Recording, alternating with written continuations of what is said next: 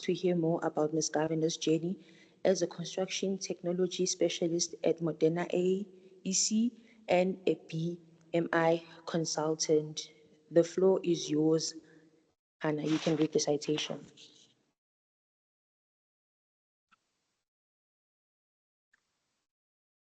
Good evening, all.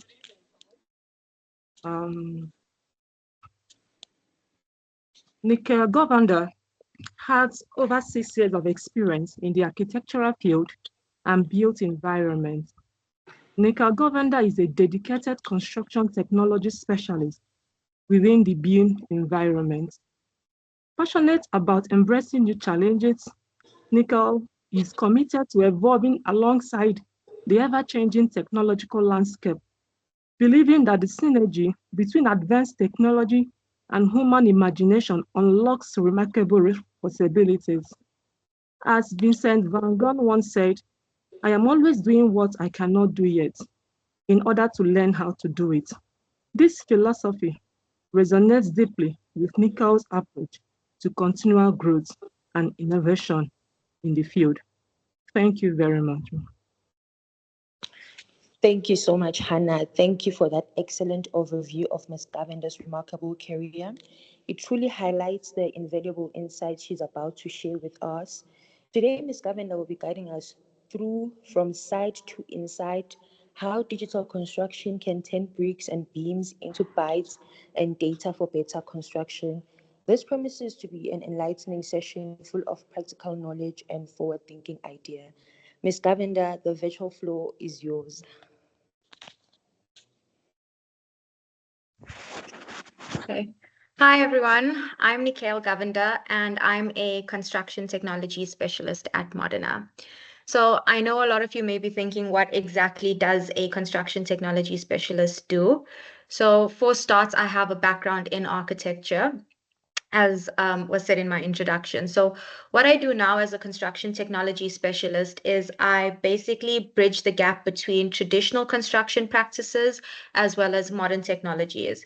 And I focus on implementing and managing and optimizing technology solutions to improve efficiency, accuracy, and collaboration throughout our construction project's lifecycle. So I'm going to now take you guys through my presentation. I'm going to share my screen.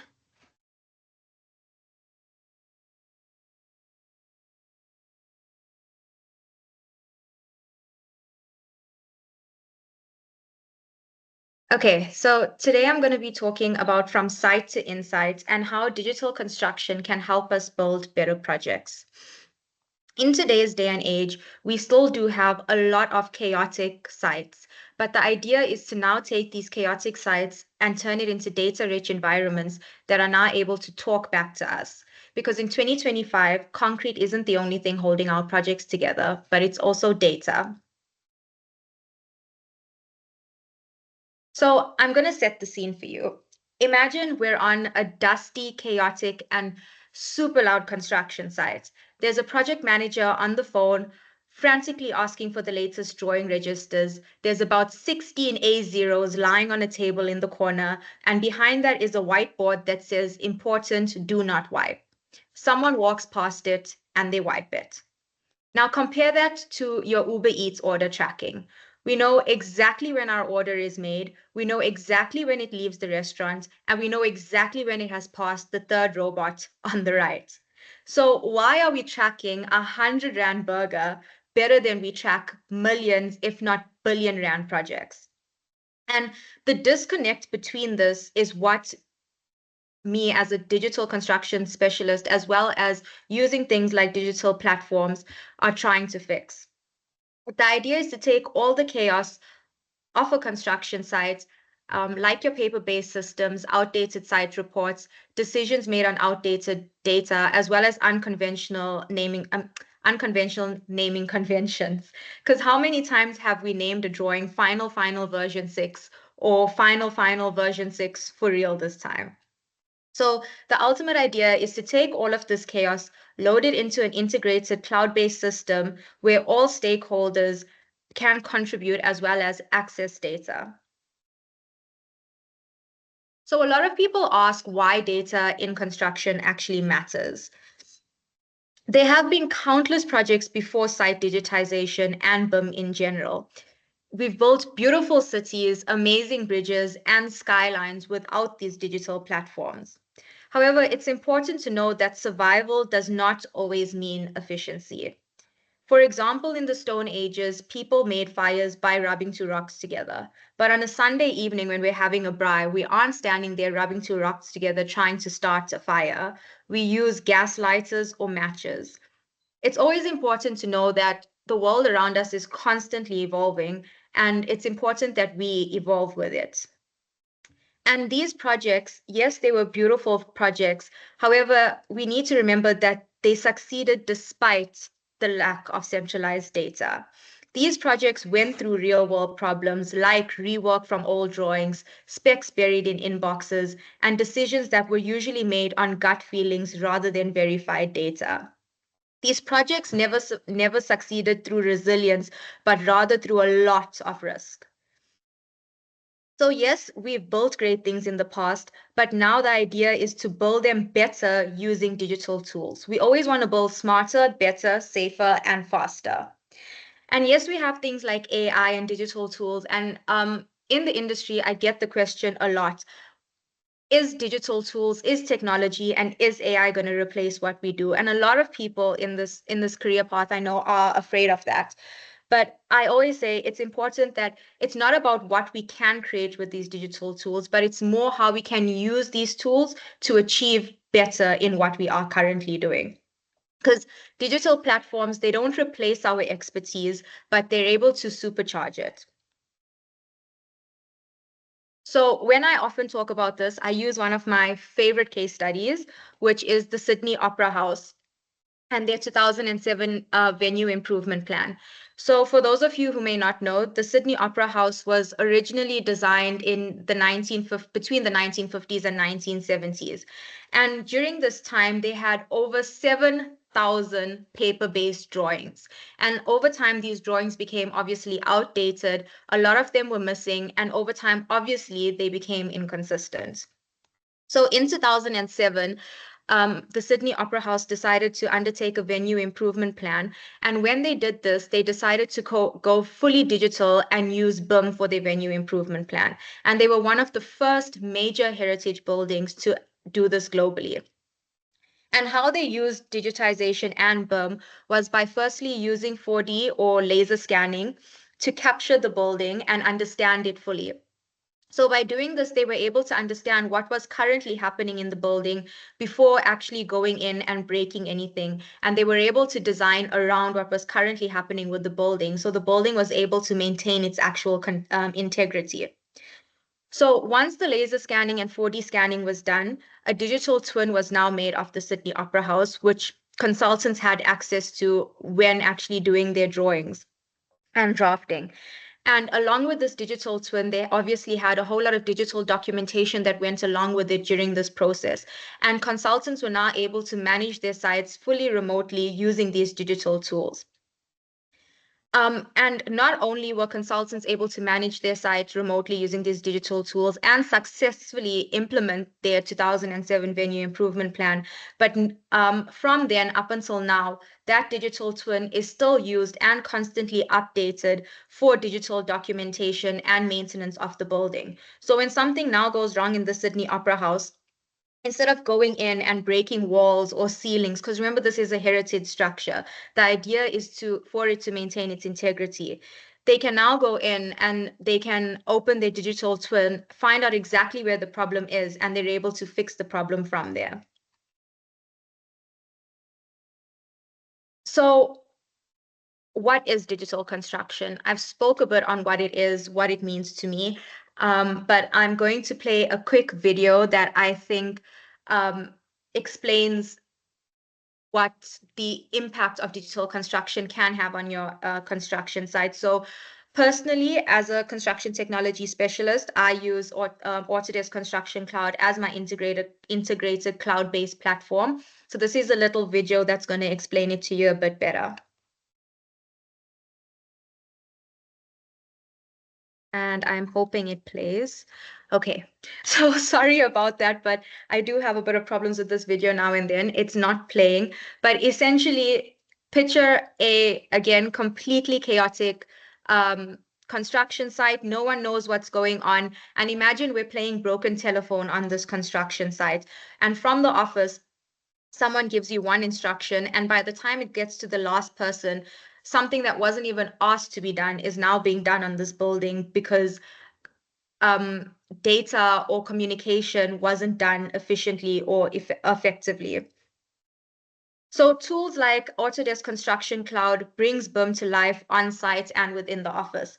And I often say that tools like Autodesk Construction Cloud is used as the bridge between your office and your site. So you can constantly make sure that everything is always being done on time, within budget, and just with better communication all around while doing things in real time.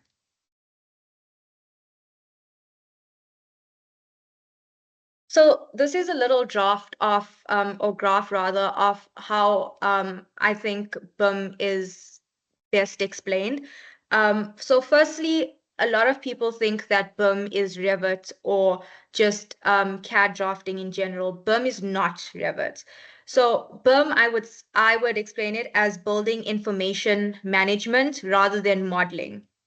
And if you look at this graph, it takes you from a level 0 to a level 3, which is ongoing. And this is your entire BIM life cycle. So from level 0, you usually have your CAD or your scanned in drawings.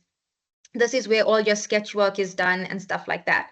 You now take your CAD or scanned in drawings and you take it to level 1, where we're now using our CAD or drafting platforms to create 2D or 3D 2D or 3D models.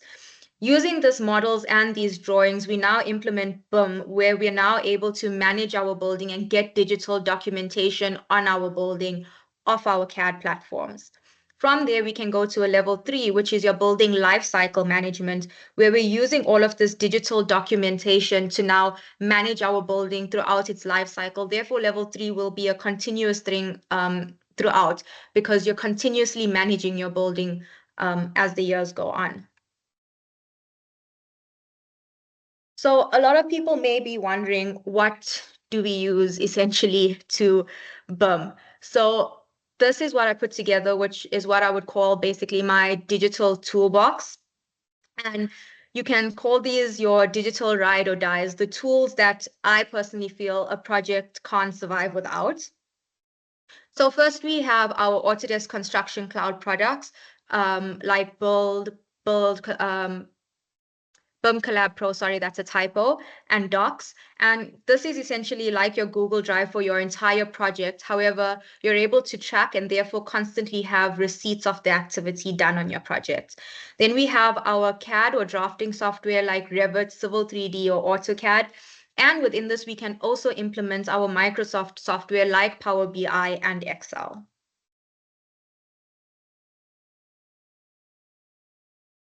So if you had to look at all of these tools, I think a good way to explain it is that we have the pieces and we have our hammer or screwdriver or wrench. So our pieces are essentially our nails, screws, and bolts, which is our drawings or models done on Revit, Civil 3D, or AutoCAD. We do our clash detection using BIM Collab Pro, checklists and data done through Excel, and insights which can be done through Power BI. And yes, all of this is usually needed when digitizing your project, but on their own, they're all basically just scattered pieces of the project. And the hammer, your screwdriver or wrench, is your Autodesk Construction Cloud, which is your digital cloud-based platform. And this brings everything together where we now have structured data, we're able to connect teams, and we're able to drive decisions more efficiently. So essentially, this is what makes everything work. And when you look at it, they all link to each other within a workflow. So an example of this would be, we have our CAD software, we've taken our drawings into there, and we're now creating these models. From that models, we have our drawing documentation. However, when this is happening from the start, we're able to upload our models and all of our documentation into something like Autodesk Construction Cloud Docs. And in there, we're able to keep track of our models, all the PDFs that are uploaded from our drawings, and we're able to mark up these drawings in real time. So we're no more standing by printers waiting for hours, and we're not losing drawings consistently. Everything is stored within our digital platform. And from all of this and from our models, we can now take it to something like BIM Collab Pro, where we can do real-time clash detection and coordination. Our drawings can constantly be in sync so that we can clash detect in real time. So there's no back and forth through emails, and there's no markups or sticky notes that are constantly getting lost. And then we have our execution and construction that now is able to happen from all of this digital documentation and from our actual model. And that's where something like Autodesk Construction Build comes into play, where we're able to now use this platform to log our issues or snags on sites. We're able to do our RFIs through it, our site checklist through it, and things like submittals. And all of this information is able to tie back into documentation that we have within our Autodesk Construction Cloud docs. So your site team doesn't always need to be carrying around rolls and rolls of paper. They can basically go around with their phone or iPad using their Build and their docs, where everything's with them in real time constantly.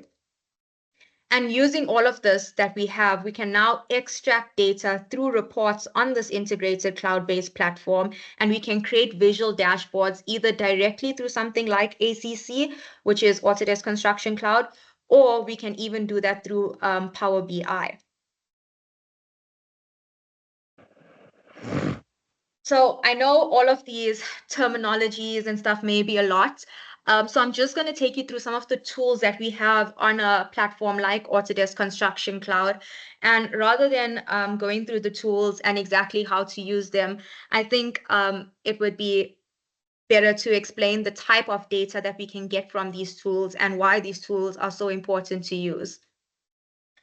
So something like Autodesk Construction Cloud isn't just integrated cloud-based platform where we just store all of our data, but it's a cloud-based platform where we're able to take all of this data and we're able to turn it into insights that we can use to help build better projects for us, sorry. So we have things, these are just a few of the tools, just by the way. There's a whole lot of other tools that we can use, but these are the few that I wanted to highlight that I think really help us gain valuable insights on our projects.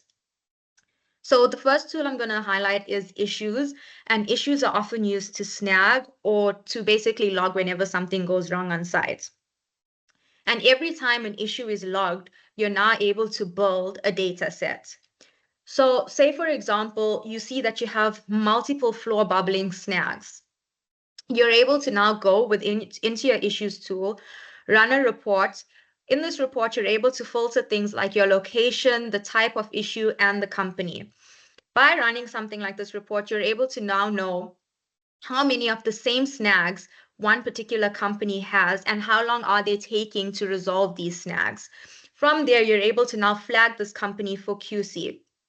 And it helps you to basically have fewer future defects, and it also maintains strong accountability. So in the future, you can decide, okay, maybe I don't want this company to do flooring on my next project because they cost me so much of money with all of the snagging and they weren't getting things done efficiently. Yeah, and this company has strong accountability because now you have everything tracked and reported digitally, and there's no going back from these snags. It's also important to know that a tool like Issues is exportable and reportable.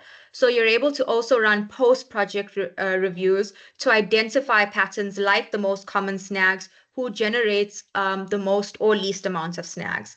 And this helps you now go into more proactive construction rather than reactive construction. So now you're able to fix everything before your next project begins. Then we have submittals, and submittals works the way it usually works, where you submit documents, materials, equipment, and stuff like that. So an example of how we can use submittals to gain valuable insights is, for example, we have a vendor that submitted the wrong spec. and the rejection causes a 2-week delay. And as many of you may know, a 2-week delay can mean a lot of money, and no one likes to lose money on a site. Time is money. So using your Autodesk Construction Cloud submittal tools, you're able to trace the submittal trail, and you can see how long before the submittal was actually reviewed. So say it was left for 10 days before it was actually reviewed. Now you're able to implement response rules going forward to avoid delay, where you can say submittals need to be reviewed within maybe 3 to 5 days. And this, again, helps you avoid losing money because time is money. Now we have approved accountability, reduced risk of delays, and penalties on sites. And I think out of all of this, penalties is the biggest thing for all contractors and consultants.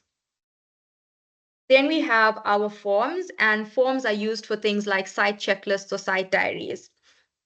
So an example of how we can use forms is, for example, over a month, you can see that scaffolding has been flagged under access equipment safety checklists, and it's always in zone A, for example. Because you can see this, you're now able to go forward and schedule health and safety workshops for the scaffolding crew, and you can enforce daily pre-checks to make sure that this doesn't keep happening. After you have done that, you can now go back into forms and into the forms that were created after this to check if there was actually a reduction in this actual issue. So now you're targeting risk mitigation and reduced incident potential, and you have a safer site overall. And then we have our dashboards, and our dashboards is where everything comes together visually. So you're not scrolling through folders and folders of documents trying to find something, and you're not going through like 15 Excel tabs for insights. Everything is there in front of you in real time from the ground up, including your project schedule, things like whether a submittal is overdue or a snag is overdue. Everything's right there in front of you. So it just makes navigating your project easier, as well as reminding you when there's things that you're accountable for that needs to be done.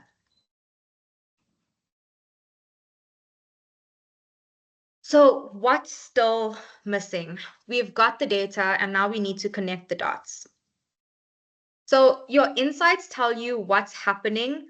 However, you're always going to need someone to view the insights, understand the insights, and conclude as to why this is happening. So again, these technologies aren't here to replace us, but they're here to help us build better projects. A digitized site doesn't mean a robot takeover. Professional knowledge is still needed in leadership, collaboration, clear communication, and overall understanding.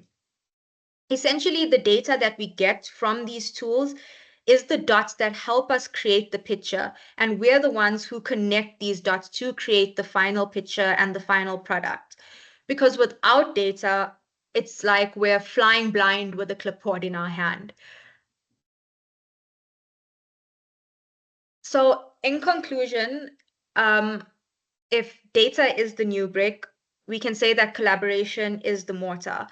And overall, my aim as a construction technology specialist in BIM is to build a better future with no delayed decision making and no disconnection. I myself have felt the frustration of working for hours and hours printing drawings, and while these drawings are printing, your printer can sense your rush and your fear and decides to break down. Now you're fixing a printer, information is coming back from sites, and the drawings that have printed now need to be redone. You've just wasted your time, you've wasted paper, you've wasted ink.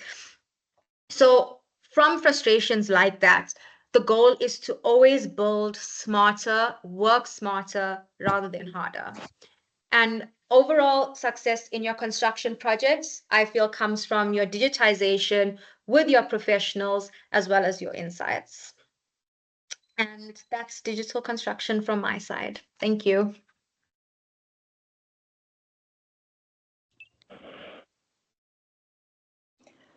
Wow, Ms. Govender, what a truly insightful and engaging presentation. On behalf of the young practitioners in construction and all our attendees, thank you so much for that comprehensive and highly informative session on digital construction. Your expertise in turning bricks and beams into bytes and data for better construction is truly inspiring. We are incredibly grateful for your time and the knowledge that you have shared with us. But before we move on to the interactive segment, which is the question and answer, let me just recap on a few key points that I managed to, to jot down. Digital construction is the use of integrated digital tools and technologies throughout the entire life cycle of a construction project to improve efficiency, collaboration, and outcomes. It's not about how we create digital tools, but how we can use them. A fun thing, in 2007, the Sydney Opera House became one of the first major heritage buildings globally to be fully digitized using BEAM for their venue improvement plan. BEAM is building information management rather than modeling. Digitized sites do not mean a robot overtaking. For construction success, it will equal to digital plus people and insights. So that's the recap. And now, if you have any questions for Miss Govender, the floor is yours.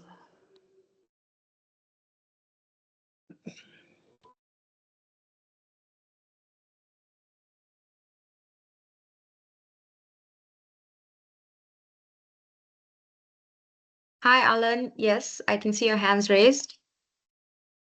Okay, thank you very much for a very beautiful presentation. No problem.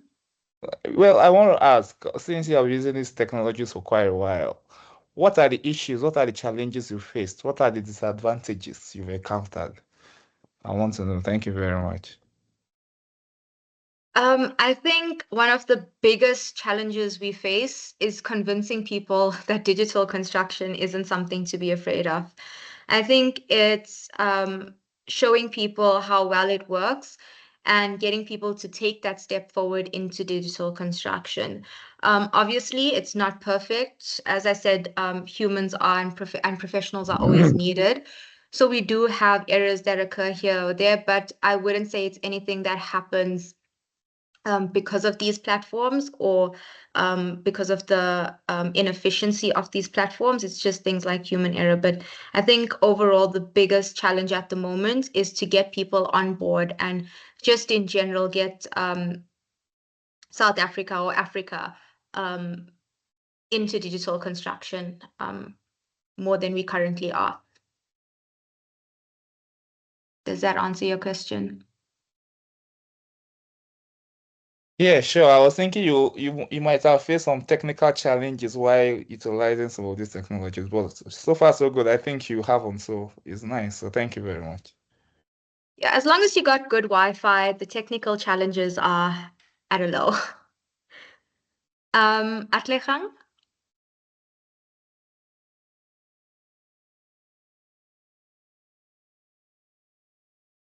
Sorry, Atlekang, I can see your hands up. To ask, as someone, Sorry, I can't seem to hear you. can you hear me? Okay, I can hear you now. Am I audible? Yes.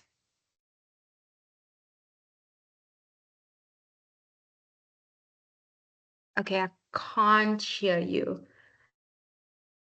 I'm not sure. Okay, thanks so much for your wonderful presentation. I just want to ask, as someone who's... All right, no, it's okay. I'll type it in. Yeah, you can just pop it in the chat and I can answer it from there. Sorry, I can't seem to hear you.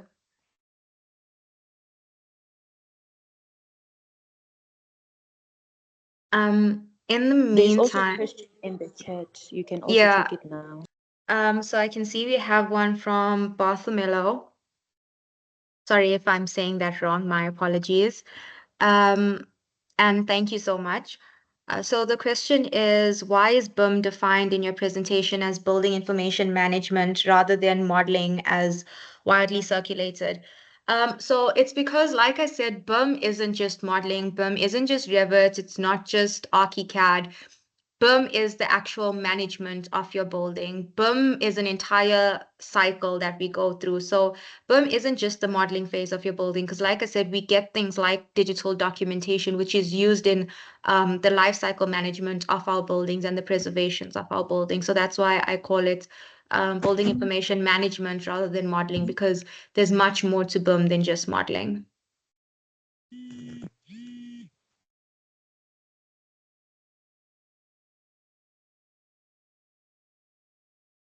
No problem.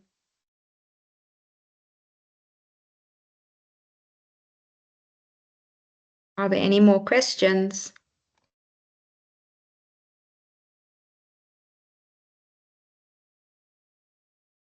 There's another one in the chat. How do other professionals get involved in using this platform? So usually we have a lot of, I think, I would say project managers and developers that start off with using this platform because it's a great management tool. I'm assuming that you're talking about a platform like Autodesk Construction Cloud.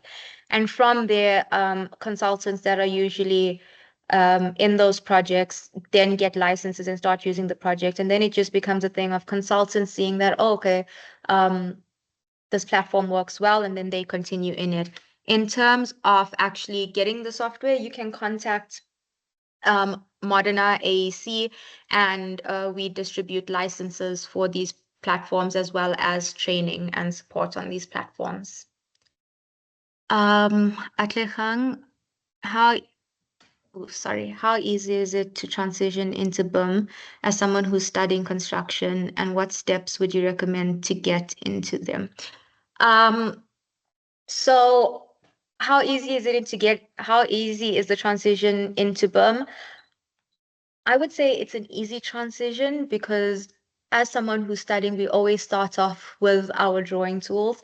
And from there, knowing things like your drawing tools, obviously, if the opportunity doesn't present itself to you in the form of a job, you always have the opportunity to go in, research, play with these tools, get trial versions of these tools, and see how you can use them. And from there, you can even approach a company and show them the benefits of having these tools and how they can work for you. And from there, you're gaining your knowledge and your insights on it, and you can start looking for professions that are looking for these expertise. Sorry. How flexible is software? Is the software with 3D AutoCAD? So in terms of 3D AutoCAD, so Autodesk Construction Cloud has many tools that we can use. So yes, you can upload your AutoCAD files into this for documentation and access to other consultants. However, when it comes to something like BIM Collab Pro, for example, where we do clash detection and model coordination, unfortunately, from there, you would have to save your AutoCAD drawing as like an IFC to be compatible and then into Revit. And from there, we do your clash detection.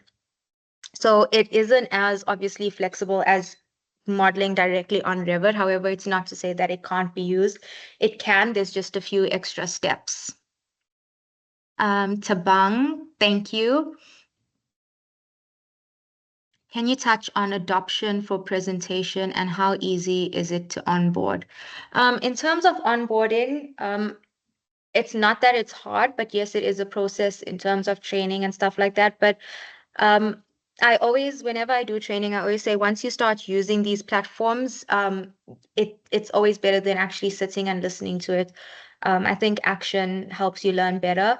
And from what I've seen, adaptation hasn't been something that firms actually struggled with. I think once they get on it, they realize, I mean, Autodesk Docs, for example, it's quite similar to something like SharePoint, which a lot of people use.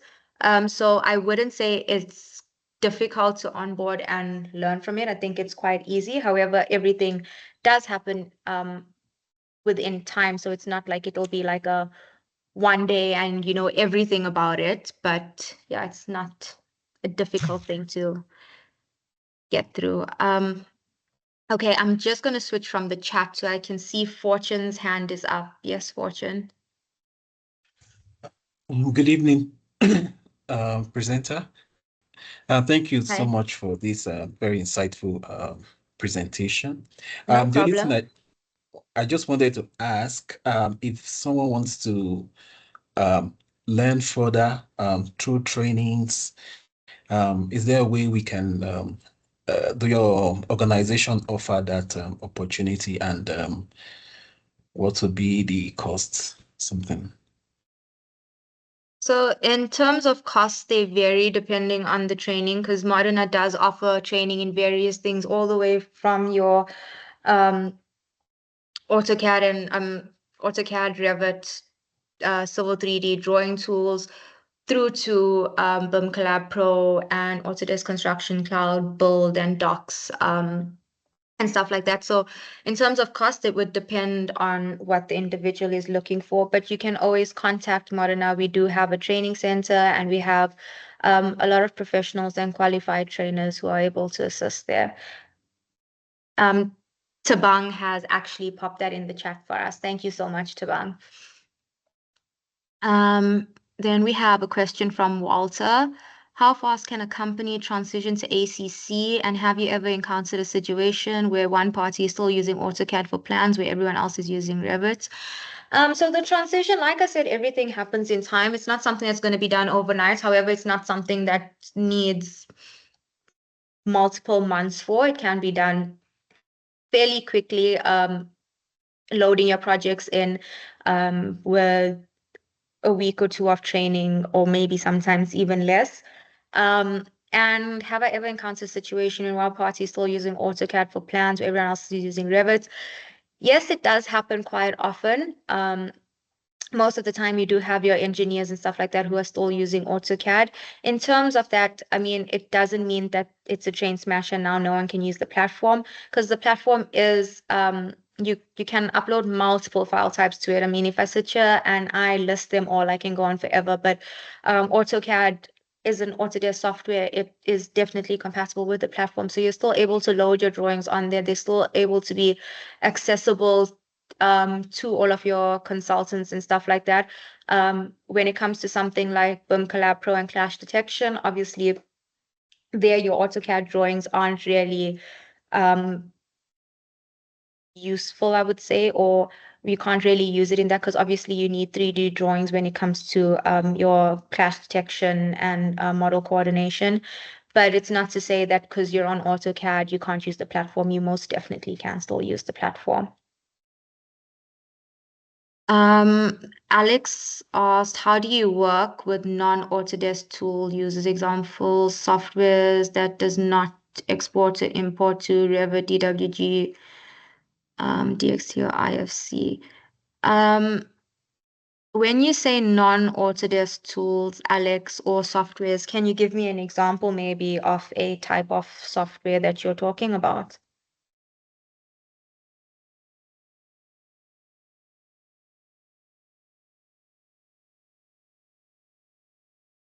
In the meantime, while we're waiting for that, sorry, does anyone have any other questions?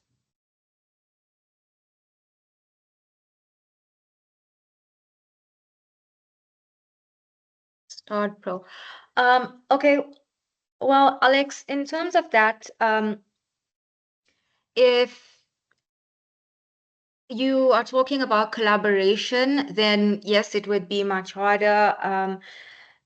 I'm honestly not too sure what Start Pro, sorry if I'm saying it incorrectly, would, or FreeCAD would convert to file type wise. But like I said, Autodesk Construction Cloud is open to various various file types. There's actually a list of it if you go onto Autodesk's site, or you can always do multiple conversions in some cases where you're able to get the correct file type. But in terms, again, of actually collaborating and clash detection on BIM Collab Pro, then you would not be able to use it at all.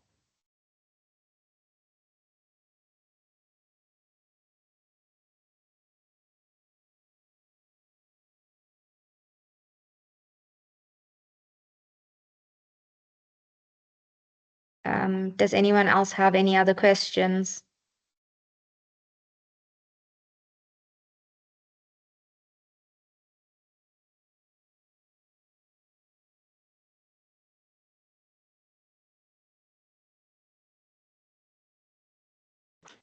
Okay. Oh, or someone has a question, I guess they will type it in the chat.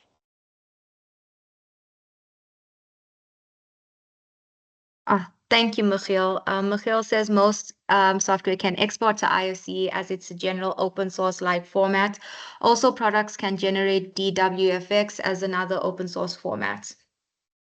And you may require additional plugins for that. Thank you, Michiel.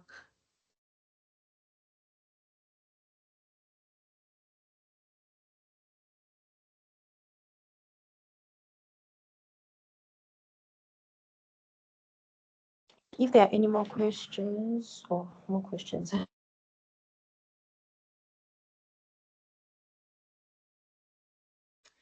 Hypothetically, how long will it take for the transition to take place based on usage for new learners? So it would depend if we're starting off with one pilot project, transitioning in terms of actually getting the project onto the platform to actual training. Again, training depends on the learners, but I would say to actually get up and running with a single project on the platform, it can take maybe, off the top of my head, a week or two. And that's talking about Autodesk Construction Cloud. If you're talking about all other tools integrated into it, like Revit, Civil 3D, and stuff like that, obviously it would take much longer because there are a whole lot of tools. And it would also depend on where you are with those products in terms of how well you currently know them, whether you would need a fundamentals course, intermediate, or advanced.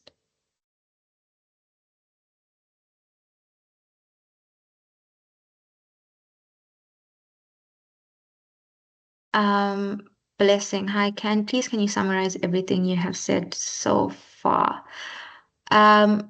Sure, Blessing. Just a quick one. Everything that I've said so far in terms of answering the questions or the presentation in general, if you can just elaborate on that.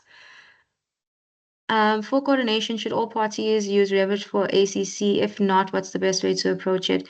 So for coordination, like I said, you can create IFC from other file types, and you can use your IFC file types for coordination. It's just that when you're doing coordination and clash detection, the biggest thing is that your drawings need to be in 3D in order for it to clash detect more efficiently and accurately.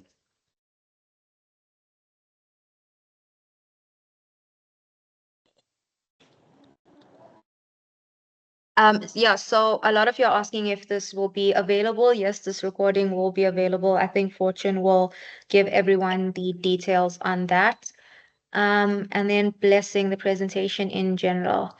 If I had to summarize the presentation, firstly, I would say let's not be afraid of digital construction and let's dive into it because that is where the future is heading and it would help us build better, faster, and more efficiently.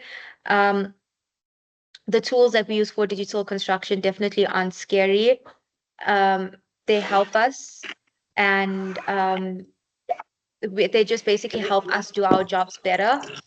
And yeah, I would say don't be scared of it. It's not going to take over, but you really should grow with it because it would make your life a lot easier and you don't want to be left behind when it comes to constantly evolving. Okay, thank you, Ms. Govender, for those thoughtful and detailed answers to our audience questions. It's clear that your insights have resonated deeply with everyone, and now we are approaching the end of our program. Before our final closing remarks, I just have a few announcements. Please make sure to follow Young Practitioners in Construction on YouTube at Young P Construction and on Facebook at Young Practitioners in Construction to stay updated on all our future events and initiatives. As we draw to a close, I want to reiterate our immense gratitude to our remarkable speaker, Mr. Kyle Govender, for sharing her invaluable expertise with us today. Your presentation on digital construction was not only informative but truly thought-provoking. Thank you again for being with us. I also want to extend a huge thank you to all of you, our wonderful audience, for joining us and for your active participation throughout this webinar. Your engagement makes this webinar is truly special. We hope you found today's session enlightening and that you leave with a renewed understanding of the power of digital construction in shaping the future of our industry. On behalf of the young practitioners and construction team, thank you for being part of this learning journey, and we look forward to seeing you at our next event. Good evening, everyone, and stay safe. Thank you. Thank you, everyone, for your time. Thank you for coming. No problem. Thank you for having Thank me. you. Thank you so much. Bye. Thank you. Thanks, everyone. Goodbye.